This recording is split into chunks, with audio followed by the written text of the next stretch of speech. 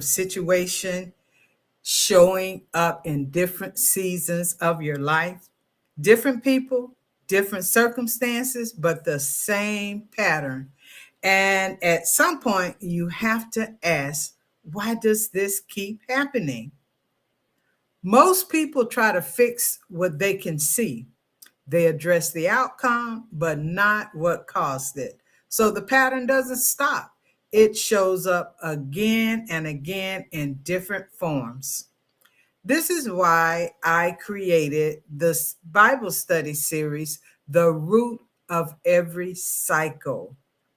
This is a 5-book series designed to walk step by step through where patterns begin, how they develop, and what it takes to end them.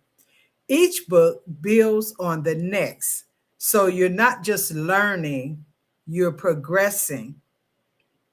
We are going to walk through the book of Judges because what you see in Judges is not just random, it is a pattern. The people turn away, they experience circumstances, they cry out, God in his mercy responds, and then it repeats.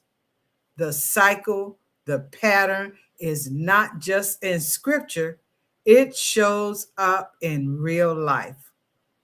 In this series, we are going to pinpoint where things first went off, identify what was left unaddressed, and show how these early decisions created ongoing patterns. Because until you see the starting point, you will keep dealing with the result. Patterns do not begin when things fall apart. They begin much earlier with decisions that seem small at the time. As you follow through with this series, you'll begin to recognize what keeps repeating, why it hasn't stopped, and what needs to change in your own life. Not for a moment, but in a lasting way. This is not just something to listen to, it requires response. Because once you recognize a pattern, you have a responsibility to address it. We're starting with book 1, Where the Drift Begins.